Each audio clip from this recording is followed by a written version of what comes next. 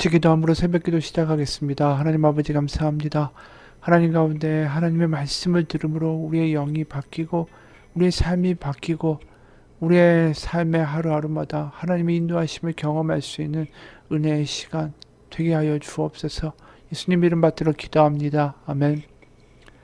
오늘은 민수기 33장 1절에서 49절까지의 말씀입니다. 민수기 33장 1절에서 49절까지의 말씀입니다. 모세와 아론의 인도로 대오를 갖추어 애굽을 떠나 이스라엘 자손들의 노정은 이러하니라. 모세가 여호와의 명령대로 그 노정을 따라 그들이 행진한 것을 기록하였으니 그들이 행진한 대로의 여정은 이러하니라. 그들이 첫째 달 15째 날에 라암셋을 떠났으니 곧 6월절 다음 날이라. 이스라엘 자손이 애굽 모든 사람의 목전에서 큰 권능으로 나왔으니 애굽에는 여호와께서 그들 중에 치신 그 모든 장자를 장사하는 때라. 여호와께서 그들의 신들에게도 벌을 주셨더라. 이스라엘 자손이 라암셋을 떠나 숫곳에 진을 치고 숫곳을 떠나 광야 끝 에담에 진을 치고 에담을 떠나 바알스본 앞 바하히롯으로 돌아가서 믹돌 앞에 진을 치고 하히롯 앞을 떠나 광야를 바라보고 바다 가운데를 지나 에담 광야로 사흘 길을 가서 마라에 진을 치고 마라를 떠나 엘림에 이르니 엘림에는 샘물 12과 종려 70그루가 있으므로 거기에 진을 치고 엘림을 떠나 홍해가에 진을 치고 홍해가를 떠나 신광야에 진을 치고 신광야를 떠나 돕가에 진을 치고 돕가를 떠나 알루스에 진을 치고 알루스를 떠나 르비딤에 진을 쳤는데 거기는 백성이 마실 물이 없었더라. 르비딤을 떠나 시내 광야에 진을 치고 시내 광야를 떠나 기브롯 핫다와에 진을 치고 기브롯 핫다와를 떠나 하세롯에 진을 치고 하세롯을 떠나 림마에 진을 치고 림마를 떠나 림몬 베레스에 진을 치고 림몬 베레스를 떠나 림나에 진을 치고 림나를 떠나 림사에 진을 치고 리사를 떠나 그엘라다에 진을 치고 그엘라다를 떠나 세벨산에 진을 치고 세벨산을 떠나 하라다에 진을 치고 하라다를 떠나 마켈롯에 진을 치고 마켈롯을 떠나 다핫에 진을 치고 다핫을 떠나 데라에 진을 치고 데라를 떠나 미가에 진을 치고 미가를 떠나 하스모나에 진을 치고 하스모나를 떠나 모세롯에 진을 치고 모세롯을 떠나 분해야 아간에 진을 치고 분해야 아간을 떠나 홀하 기갓에 진을 치고 홀하 기갓을 떠나 욥바다에 진을 치고 욥바다를 떠나 아브로나에 진을 치고 아브로나를 떠나 에시온 게벨에 진을 치고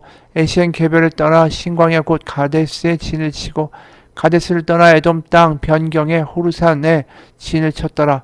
이스라엘 자손이 애굽 땅에서 나온 지 40년 5월 초하루에 제사장 아론이 여호와의 명령으로 호르산에 올라가 거기서 죽었으니 아론이 호르산에 죽던 때의 나이는 123세였더라. 가나안 땅 남방에 살고 있는 가나안 사람 아랏 왕은 이스라엘 자손이 온다는 소식을 들었더라. 그들이 호르산을 떠나 살모나에 진을 치고 살모나를 떠나 분온에 진을 치고 분온을 떠나 오봇에 진을 치고 오봇을 떠나 모압 변경 이에야 바림에 진을 치고 이임을 떠나 디본갓에 진을 치고 디본갓을 떠나 알몬디 블라다임에 진을 치고 알몬디 블라다임을 떠나 드보 앞 아바림산에 진을 치고 아바림산을 떠나 여리고 맞은편 요단강가 모압 평지에 진을 쳤으니 요단강가 모압 평지의 진영이 베델시못에서부터 아벨시딤에 이르렀더라. 아멘. 오늘은 수많은 지명들이 나오죠. 어디를 떠나 어디를 진을 치고 어디를 떠나 어디를 진을 치고 계속해서 이런 반복입니다. 이스라엘 백성이 애굽을 탈출하고 가나안 땅이 보이는 바로 이 모압 평지 요단강 가에 이르기까지 모든 여정들과 지명들이 이제 기록되어 있는 거죠. 왜 이런 것들을 기록을 했을까요? 바로 지금 가나안을 요단강 건너편에서 목전에 둔 이때에 과거를 돌아보면서 그 지명 하나하나마다 있었던 수많은 사건들과 이야기들을 떠올려 보는 것이죠. 이 이름들 가운데는 정말 마실 물이 없어서 하나님께 불평했던 광야의 지명들도 있고 또 하나님이 어떻게 먹이셔서 지금까지 이 100만 명이 수백만 명이 이르는 사람들이 이 자리까지 오게 되었는가 다시 한번 하나님이 주신 은혜를 떠올리게 되는 것이죠. 그러면서 지금 가나안 앞에서 이 출애굽 2세대들에게는 이러한 수많은 여정 가운데 배반과 반역의 여정도 있었고 하나님 인도하셔서 마실 물을 다시 얻게 된 여정의 지명들도 있었고 그래서 지금까지 온 것은 다 하나님의 은혜였다라는 걸 출애굽 2세들이 다시 한번 떠올리고 이제 다시 한번 앞으로 가서 가나안에 가서 믿음의 여정을 계속해야 한다라는 믿음을 가지고 살아가야 하는 것을 결단하는 그러한 시점이 되는 것이죠.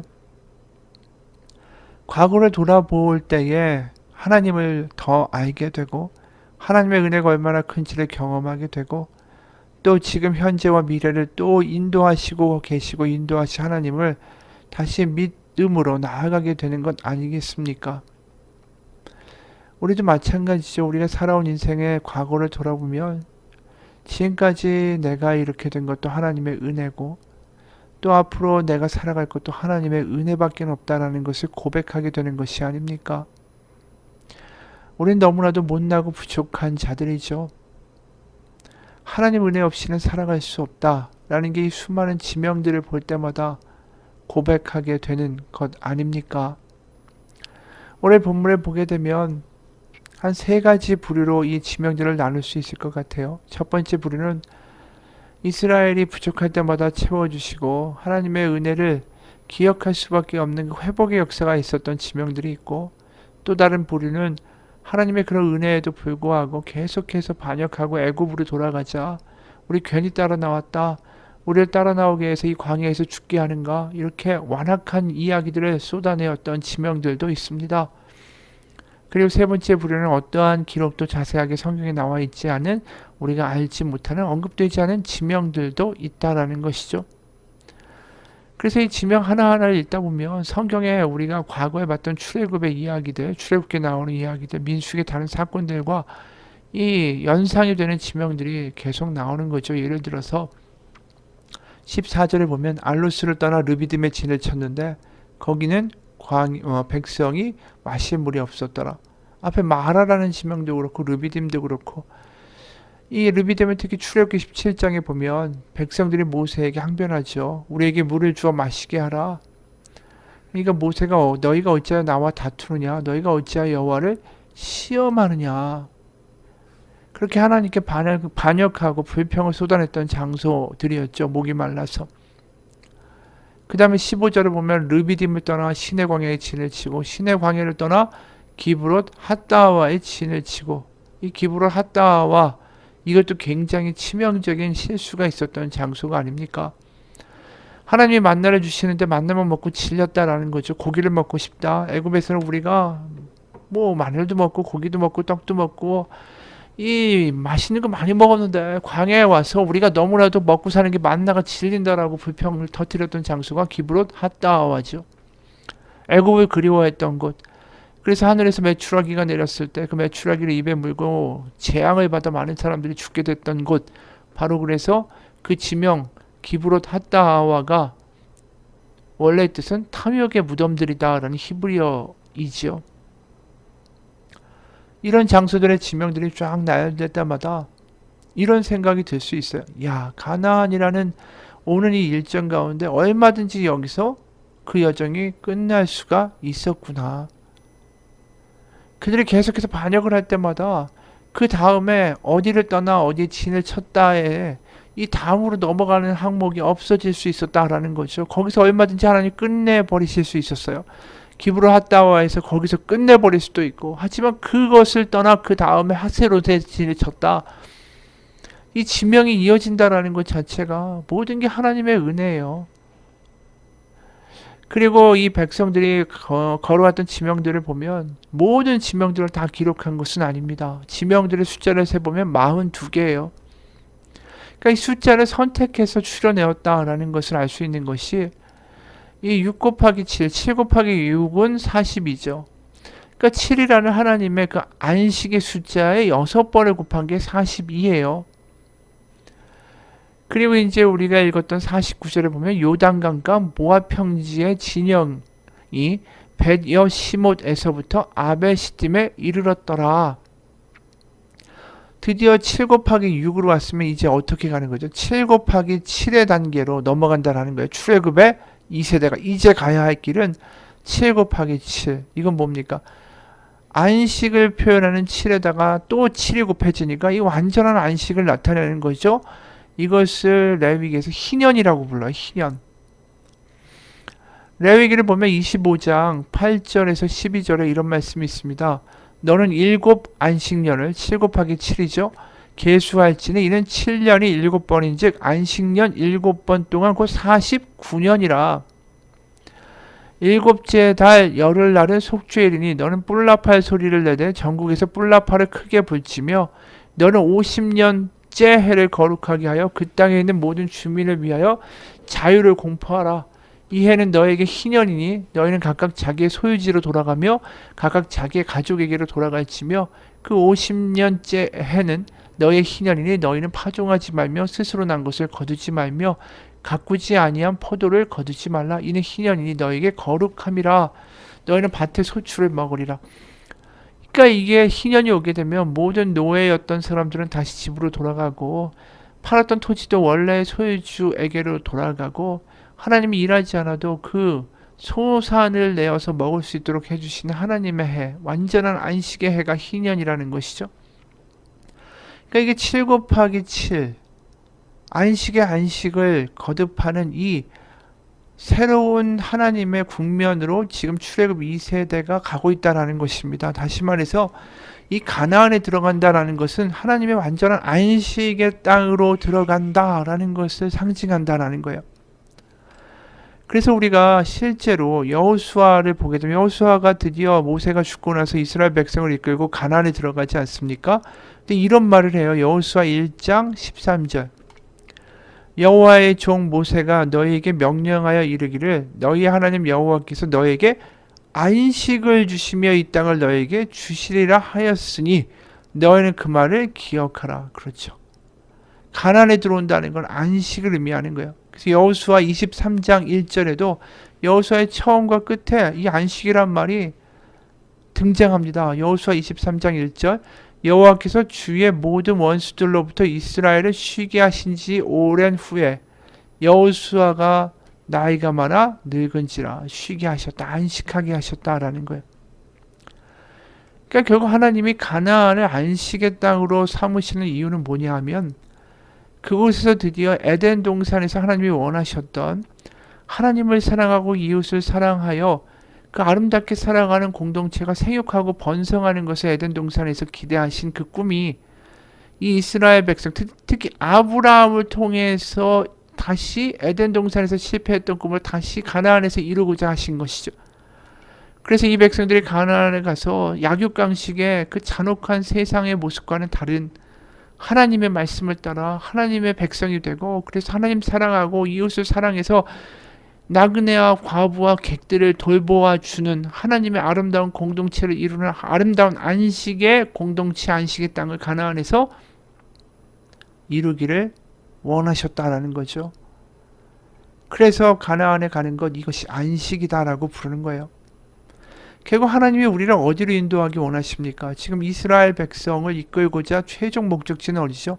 가나안이라는 안식이에요. 결국 안식. 하나님이 우리를 인도하시고자 하시는 거 안식입니다. 화평입니다.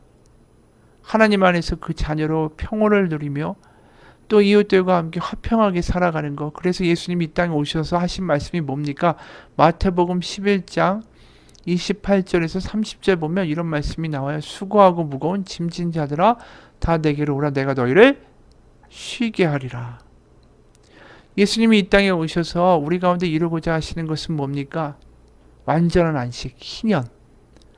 그래서 이스라엘 백성이 가나안에서 성취하고자 했지만 실패했던 그 하나님의 안식의 완성을 예수님이 오셔서 우리 가운데 이루고자 하시는 거죠. 내가 너희를 쉬게 하리라. 이게 아들을 보내신 하나님의 뜻이다라는 것입니다. 그래서 이 안식이라는 말의 정확한 그 의미가 하나님의 최종 우리 가운데 주시고자 하신 하나님의 선물이다라는 것을 깨닫게 될 때 우리는 우리가 주일날 또 안식일날 이 유대교회 구약에서는 안식일이고 우리에게는 이제 주일이 된 것이죠. 결국 구약에서 안식일을 기억하고 지키라는 이유는 뭡니까? 하나님이 결국 너에게 주시고자 하시는 것은 안식이다라는 걸 일주일에 한 번씩 경험하며 쉬며 하나님과 화평하고 이웃과 화평하며 같이 일하지 않고 나누어 먹으며 일하지 않아도 하나님의 먹을 것이 있고 베풀 수 있고 더 이상 약육강식으로 경쟁하지 않아도 되는 그 하나님의 안식을 간접적으로나마 맛보라고 하나님의 안식일을 지키게 하셨다라는 거죠. 바로 세상의 이야기와 경쟁과 비난과 사탄의 의를 흔들면서 자꾸만 정죄하고 이간질하며 우리를 편하지 못하게 만드는 모든 것들과 단절하는 하나님의 안식의 시간. 그게 예수님이 우리 가운데 주시고자 하는 거예요. 그래서 예수님이 우리 가운데 오시고 내가 예수님 안에 거하면 우리는 그 안에서 참된 안식을 맛보게 되는 것입니다. 영국의 설교가 스펄전 목사님이 이런 말을 했어요. 자기 자신에게 몰두하고 있는 우리의 시선을 돌려서 그리스도를 바라보게 하는 것, 그것이 우리 가운데 성령이 일하시는 것이다. 그러나 사탄의 일은 이와는 정반대다. 사탄을 우리로 하여금 끊임없이 그리스도 대신에 나 자신에게 몰두하도록 한다. 우리가 우리의 기도, 우리의 행동, 우리의 감정을 계속 몰두해서 살피고 있으면 거기에는 결코 행복이 없다. 우리 영혼의 안식을 주는 진정한 물음은 우리가 어떤 사람인가가 아니라 예수님이 누구신가이다. 사탄을 단번에 이기고 하나님과의 안식을 취하고자 한다면 예수님을 바라보아야 한다. 그렇죠. 예수님이 우리 가운데 오신 이유 안식이에요. 힘들고 지친 거 다 내려놓고 하나님이 나의 아버지가 되시는군요. 내가 아무리 못나고 부족하고 허물 많고 실수 많고 아직도 답답한 존재라고 할지라도 하나님 나를 포기하지 않고 하나님의 자녀로 나를 이끌기 원하시는군요. 나의 못남을 바라보는 게 아니라 하나님의 사랑의 크심과 하나님이 우리를 포기하지 않는 그 오늘의 지명들이 그렇게 많이 나열되는 거 하나님 포기하지 않겠다는 이야기 아니에요. 그 이야기는 결국 다른 게 뭡니까? 너희들이 어떤 모양이더라도 이스라엘 너희가 얼마큼 실패해도 나는 널 포기하지 않아. 날 포기하지 않아. 난 널 포기하지 않아. 이게 42번이나 반복되어 우리 귀를 때리는 것입니다. 이게 우리가 안식할 수 있는 이유예요. 내 자신을 보면 우리는 안식할 수 없습니다. 내일들도 걱정해야죠. 주변에 나의 속썩이는 사람들도 걱정해야죠. 다른 사람들이 어떻게 반응할까에 대해서도 신경 써야죠. 다른 사람이 또 나를 괴롭히고 여러 가지 말들로 나의 신경과 감정들을 건드리는 것 때문에 쉴 수 없고 우리의 감정은 곤두서 있죠. 그 가운데 예수님을 바라보는 거, 하나님 바라보는 거, 그거 외에는 우리에게 참된 안식이 없습니다. 어느 부부의 이야기예요. 아기 심장이 뛰지 않네요. 첫 아기를 가진 지 11주하고도 4일 만의 일이었다. 내 생에 가장 큰 슬픔이 찾아온 날이었다. 나는 단 한 번도 아기를 이렇게 잃게 될 거라고 생각지도 못했다. 잘해준 것보다 못해준 게 더 많아서 한없이 아기에게 미안했다. 그렇게 한참을 그냥 울었다. 누구의 이야기도 위로가 되지 못했다. 그날 아침 신랑이 적어놓은 작은 쪽지 하나가 보였다. 하나님은 우리에게 선한 뜻을 가지고 계시며 고난 속에 구원을 주시고 후회 대신에 소망을 허락하신다 라는 말이 보였다. 다음날 죽은 아기를 자궁에서 빼내는 수술할 때까지 그 글귀가 내 마음속을 맴돌았다. 그리고 그 작은 글귀에 난 반응하기 시작했다. 그리고 눈물 속에서 기도하기 시작했다. 수술하는 날 신랑은 두 손을 꼭 붙잡아주며 말씀을 암송해 주었다. 여호와는 나의 목자시니 내게 부족함이 없으리로다. 그 말씀이 그대로 하나님의 측량 못할 큰 위로와 사랑으로 나에게 임하는 것을 느꼈다. 그렇게 기도를 드리고 아이와 작별 인사를 하고 있을 때에 신랑이 들어왔다. 우리는 함께 손을 잡고 하나님께서 우리에게 그동안 이 아이를 통해 허락하셨던 그 기쁨을 누리게 하셨음을 고백했다. 고통 중에도 평안과 안식과 감사를 누리게 하시는 놀라운 하나님의 섭리를 경험한 순간에 우리는 그렇게 감사하고 기도하고 울 수밖에 없었다. 여러분, 우리 어떤 상황이든 간에 예수님을 바라볼 때에, 하나님을 바라볼 때에 그곳에 우리에게는 안식이 있습니다. 오늘 수많은 우리가 기억하지 못하고 깨닫지 못하는 지명들이 나열되고 이게 무슨 은혜인가라고 말할 수 있지만 나는 네가 어떤 상황에도 포기할 수 없다라고 말씀하신 하나님의 은혜가 나를 자녀 삼으신 하나님의 사랑이 우리에게 참된 안식으로 경험되는 하루 되시길 주님의 이름으로 축원합니다. 하나님 아버지, 수고하고 무겁고 짐진 자들아 다 내게로 오라. 내가 너희를 쉬게 하리라. 그 말씀이 우리 가운데 경험되고 하나님이 나의 아버지가 되시고 나는 그분의 딸과 아들로 안식하며 살아갈 수 있음을 믿음으로 고백하며 오늘 하루 살아갈 수 있는 하나님의 은혜가 충만하게 하여 주옵소서. 예수님 이름 받들어 기도합니다. 아멘. 하늘에 계신 우리 아버지, 아버지의 이름을 거룩하게 하시며 아버지의 나라가 오게 하시며 아버지의 뜻이 하늘에서와 같이 땅에서도 이루어지게 하소서. 오늘 우리에게 일용할 양식을 주시고 우리가 우리에게 잘못한 사람을 용서하여 준 것 같이 우리 죄를 용서하여 주시고 우리 시험에 빠지지 않게 하시고 악에서 구하소서. 나라와 권능과 영광이 영원히 아버지의 것입니다. 아멘.